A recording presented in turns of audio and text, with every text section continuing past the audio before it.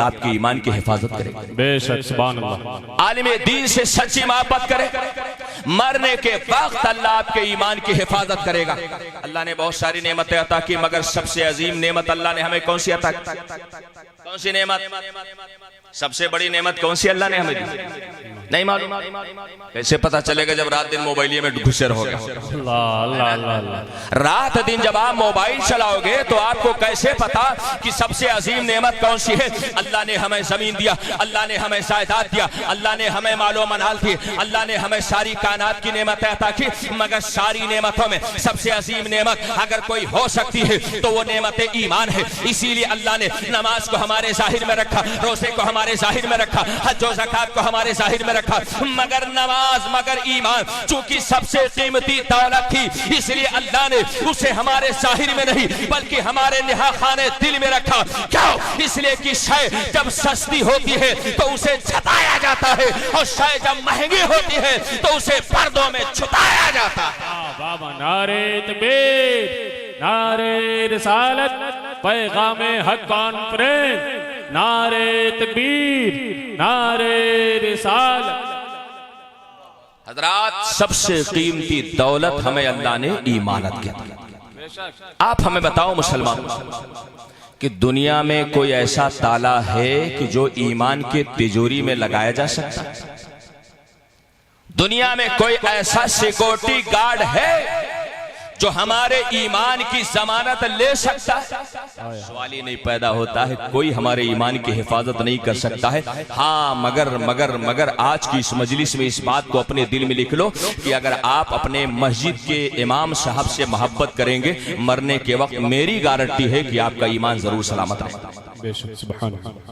अगर आप अपने इदारे के आलिम दीन से मोहब्बत करेंगे, मेरा यकीन कहता है कि आपका ईमान जरूर महफूज रहेगा, है ना? आपने नाम सुना होगा हजरत मखदूम पाक का, सुना है? अरे बड़े बड़े भूत भागते हैं नाम सुन के आप, ठीक है। और दूसरे नंबर वाले बेचारे इत्तेफाक से कहीं पहुंच जाते हैं तो भी चेहरा छुपाते हैं कि मौसा बताओ ना, बिरादरी वाले बाइकाट कर दे, ठीक है। मैं कहता हूं अगर फायदा ही उठाना है तो चेहरा खोल के जाओ। मखदूम अशरफ की चौचो रहमतुल्लाह अलैह अपने मलफूजात लताइफ अशरफी में एक बड़ा प्यारा वाक़या दर्ज करते हैं। आलिम दीन से मोहब्बत का सिला क्या मिलता है, आलिम दीन से मोहब्बत का इनाम क्या मिलता है? आप इरशाद फरमाते कि एक तुराब नामी गैर मुस्लिम नॉन मुस्लिम शख्स रास्ते से गुजर रहा था। उसने देखा कि एक चबूतरे पर एक शख्स बैठा है, एक तालिब इल्म बैठा है, एक हाफिज कुरान आलिम दीन बैठा है, और वो अपने पेन से कागज पे कुछ लिख रहा है। अचानक उसके हाथ में लर्जिश हुई, कलम छूट करके जमीन पे गिरा। कोई और होता तो गुजर जाता, मगर अल्लाह जिसे खैर की तौफीक देता है ना, उसके दिल में नेक ख्यालात पैदा करता है। वो शख्स जो गैर मुस्लिम था, रास्ते से गुजर रहा था, वो दौड़ करके आगे बढ़ा, कलम को उठाया, चूम करके उसने उस तालिब इल्म के हाथ में दे दिया, है ना? आप जरा एहसास करें कि उसने कितना छोटा सा, मगर जब उसका इंतकाल हुआ, इलाके के एक बुजुर्ग ने ख्वाब में देखा कि वो तो जन्नत में टहल। ये हैरान हुए, परेशान हुए, मौला इसने कलमा नहीं पढ़ा, इसने नमाज नहीं पढ़ी, इसने हज और ज़कात के अरकान नहीं अदा किए। मौला, क्या तेरा निजाम बदल गया? क्या तेरा कानून बदल गया? ये अल्लाह जो कलमा पढ़ता है वो जन्नत में जाता है, इसने तो कलमा नहीं पढ़ा, ये जन्नत में कैसे गए? अल्लाह जल्ला शानहू ने उन्हें इल्हाम फरमाया और अपनी शान के मुताबिक उन्हें बताया कि तुमने वो देखा जो तुम्हें जाहिर में नजर आया, मैंने वो किया जो बातिन में करना चाहिए। अल्लाह इरशाद फरमाता कि ये रास्ते से गुजर रहा था, इसने एक तालिबे इल्म की मोहब्बत में उसके गिरे हुए कलम को उठा के दे दिया। जब इसकी रूह इसके जिस्म से निकल रही थी, मौत का फरिश्ता इसके सिरहाने खड़ा था और इसके सामने मौत नाच रही थी। उस वक्त मैंने मौत के फरिश्ते से कहा कि इसे मौत देने से पहले दीन का कलमा पढ़ा। इसे मात देने से पहले दीन का कलमा पढ़ा देना। क्यों? इसलिए कि इसने आले इल्म का एहतराम किया है, इसने एक तालिबे इल्म की तौकीर की है। ये मेरे पास आएगा तो एहतराम और तौकीर के साथ आएगा, जिल्लत के साथ नहीं आएगा। मरने से पहले एहतराम इल्म और उलमा की वजह से इसे दीन का कलमा पढ़ा दो, ताकि आए तो सीधे जन्नतुल फिरदौस में मकाम पा जाए। सुभान अल्लाह, सुभान अल्लाह। आप जरा गौर करें मुसलमान, उसने थोड़ा सा एहतराम किया था। आप अगर ज्यादा एहतराम करोगे तो अल्लाह आपको कितना नवाजेगा। वो बेईमान था, अल्लाह ने उसे ईमान की दौलत अता कर दी।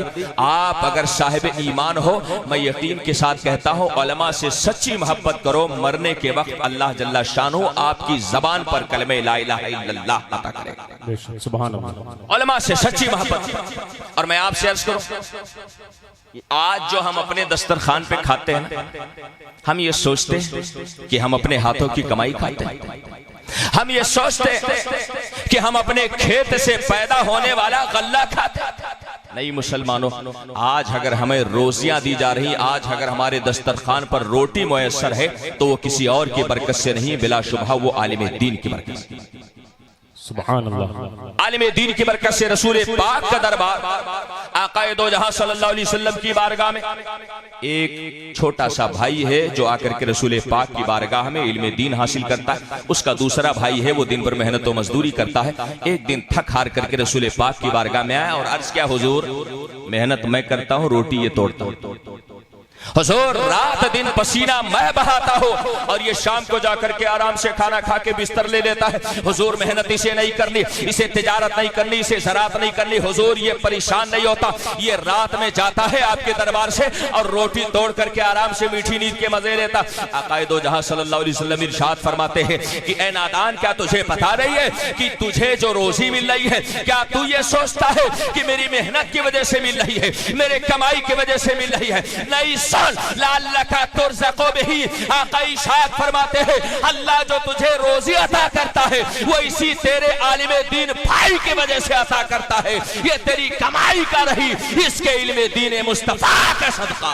सुभान अल्लाह, सुभान अल्लाह। चला आपका भाई अगर मदरसे में पढ़ रहा है ना, तो आप उसको पढ़ा करके उसके ऊपर एहसान नहीं कर रहे, वो पढ़ करके आपके ऊपर एहसान कर रहे हैं। बेशक सुभान अल्लाह। पढ़ा के उसके ऊपर एहसान नहीं कर रहे, इसलिए कि वो पढ़ रहा है और उसी के पढ़ने की वजह से अल्लाह आपको रोजी अता करता है। वो पढ़ रहा है, उसी के पढ़ने की वजह से आपके घर से बीमारियां दूर हो रही है। वो पढ़ रहा है, उसी के पढ़ने की वजह से अल्लाह आपके घर से बलाएं दूर कर रहा है। पता ये चला मुसलमानों कि जब हमारा भाई मदरसे में आकर के 5 वक्त की नमाजों में हमारे लिए दुआ करता है, अल्लाह हमारे घर में बरकतें भेजता है, अल्लाह हमारे घर में रहमतें भेजता है। ये भाई के दुआ का असर है कि अल्लाह आपको हर तरह की बलाओं से महफूज रखता है। इंशाअल्लाह ताला अल्लाह चाहेगा तो आपको इल्म की बरकतें नसीब होंगी। और एक बात मैं आपसे अर्ज कि जब सब साथ छोड़ देते हैं तो आलिम दीन कभी आपका साथ नहीं छोड़ता। आलिम दीन कभी नहीं छोड़ता। आप चौराहे पे बैठ करके जिसकी बुराई करते हो, याद रखो कयामत के हंगामे में सगा बाप भी आपका साथ छोड़ जाए।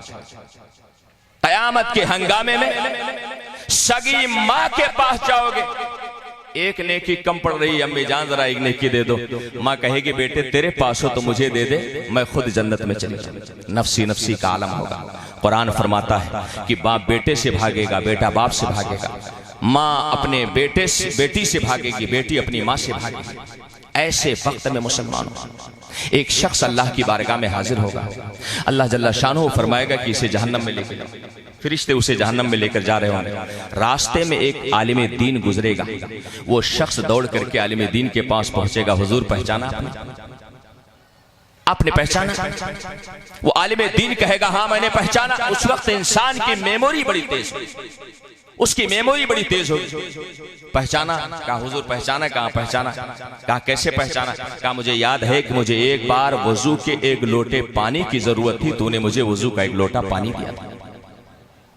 अल्लाहु अकबर, अल्लाहु अकबर। जरा गौर तो करें, ऐसे वक्त में वो कदमों से लिपट जाएगा। हुजूर आज गाड़ी फंस गई है, आज अल्लाह के अज़ाब का फैसला हो चुका है, ये फरिश्ते अज़ाब के मुझे जहन्नम में लेके जा रहे। हुजूर आपके इल्म दीन का वास्ता, आपके नमाजों का वास्ता, आपके इल्म हदीस का वास्ता, आपके इल्म फिक़्ह का वास्ता, हुजूर अल्लाह के हुजूर आप बारगाह में हाजिर होइए, अपने हाथ उठाइए, मेरी शफाअत कीजिए। मुझे यकीन है आप जिसके हक में दुआ कर देंगे अल्लाह उसे मग़फ़िरत का परवाना अता कर देगा। सुभान अल्लाह, सुभान अल्लाह। अब अगर कोई और होता ना तो चेहरा फेर लेता, मगर आलिम दीन कभी भी आपसे चेहरा नहीं फेरता।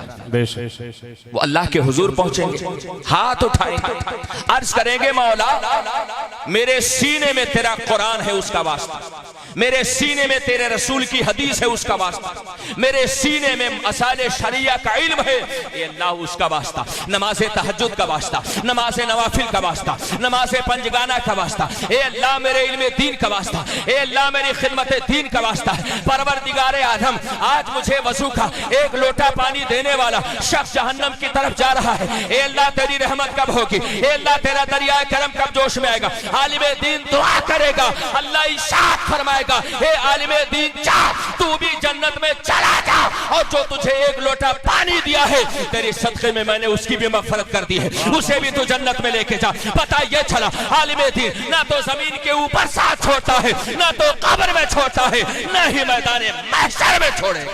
बेशक सुभान अल्लाह। नारे तकबीर, अल्लाह या रसूल अल्लाह। वाह वाह वाह, बहुत अच्छा, वाह वाह वाह, जिंदाबाद। अच्छा ये बताओ साथी हमें किसको बनाना? चाय पीने वाले को, साथ में जुआ खेलने वाले को, नमाज छोड़वाने वाले को? हजरात साथी हमें उसे बनाना चाहिए जो यहां भी काम आए वहां भी काम। बेशक सुभान अल्लाह। आप बताओ मुसलमानों कि यहाँ कौन काम आ रहा है? पैदा हुए तो आलिम दीन काम आए, बड़े हुए नमाज आलिम दीन ने पढ़े, जब जरा निकाह के लायक हुए निकाह किसने पढ़ा है ना? आज कहते हैं बेचारे 5 लाख का टेंट बुक करा लो, 5 लाख का मैरिज हॉल बुक करा लो, 10-20 हजार वलीमा खोरों का इज्तिमा हो जाता है, सब कर लेते हैं। इमाम साहब बेचारे रजिस्टर लेकर के निकाह पढ़ाने पहुंचे तो कहते हैं 1500 दे दो मौलाना साहब के काफी। अल्लाह के नेक बंदों में आपसे पूछना चाहता हूँ, आपके बेटे जब 1000 रुपए का सूट पहनते हैं तो आपको शर्म नहीं आती कि आपके गांव का इमाम है, आपके मस्जिद का इमाम है, उस शख्स के पैर में कायदे की चप्पल भी नहीं? याद रखें मुसलमानों, जब आप उलमा का एहतराम करेंगे अल्लाह जल्ला शानहू की रहमतें भी आपका एहतराम करेंगे। बेशक सुभान अल्लाह। आखिरी बात, सुभान अल्लाह।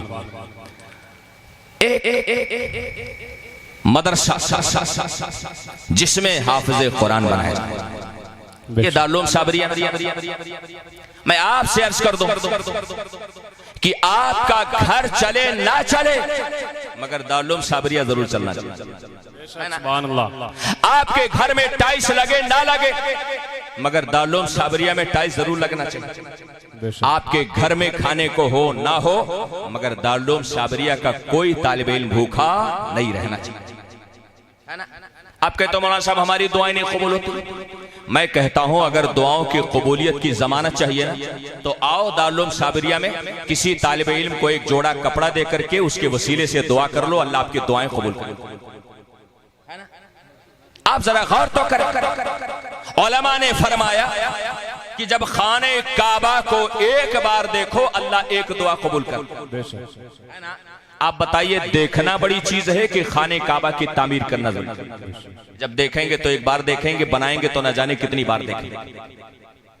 आपकी दुआएं अगर पेंडिंग में हो, आपकी दुआएं अगर मुअल्लक हो, एक नुस्खा में आपको दे दो, आप उस पर अमल कर ले, अल्लाह आपकी सारी दुआओं को कबूल कर लेगा। वो कौन सा नुस्खा है? वो नुस्खा यही है कि किसी तालिब इल्म को घर पे बुलाएं, उसको सामने बिठाएं, उसके चेहरे के वसीले से अल्लाह के हुजूर दुआ करें, अल्लाह सारी दुआओं को कबूल कर ले। किसी बुजुर्ग का इरशाद मैंने पढ़ा था जो आज के मौके के मुनासिब है, हजरत अल्लामा अख्तर हुसैन अलीमी साहब इस इदारे के जुमला मुंतजिमीन, यहाँ के जुमला मुआमिनीन बड़े खुश नसीब है कि उन्हें रसूल पाक के घर में रसूलुल्लाह के मेहमानों की खिदमत की सआदत मिल रही है। ये मामूली बात नहीं है, रसूल पाक से बड़ा कोई नहीं, नबी के जात से बड़ी कोई जात नहीं, नबी की हस्ती से बड़ी कोई हस्ती नहीं। आला हजरत फरमाते हैं खल्क से औलिया, औलिया से रसूल और रसूलों से आला हमारा नबी आला हजरत फरमाते हैं कौन देता है देने को, मुँह चाहिए, देने वाला है सच्चा। हमारा नबी आला हजरत फरमाते हैं वो जो ना थे तो कुछ ना था, वो जो ना हो तो कुछ ना हो, अरे जान है वो जहान की, जान है तो जहान है। आला हजरत फरमाते हैं ला व रब्बिल अर्श, जिसको जो मिला उनसे मिला, बढ़ती है कौनैन में नेमत रसूलुल्लाह की। हुजूर ताजु शरिया फरमाते हैं जहां पानी अता करते, भरी जन्नत हिबा करते, नबी मुख्तार कुल है, जिसको जो चाहे अता करते। अल्लाह अकबर या रसूल अल्लाह।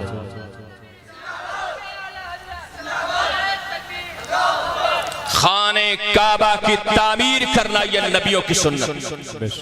खाने काबा को सबसे पहले किसने बनाया? हजरत आदम ने बनाया। सबसे पहले हजरत आदम ने बनाया। खाने काबा की तामीर मुख्तलिफ मराहिल में हुई। हजरत इब्राहिम ने, हजरत इस्माइल ने, उसके बाद खुद हमारे सबके रसूल पाक ने खाने काबा की तामीर की। पता ये चला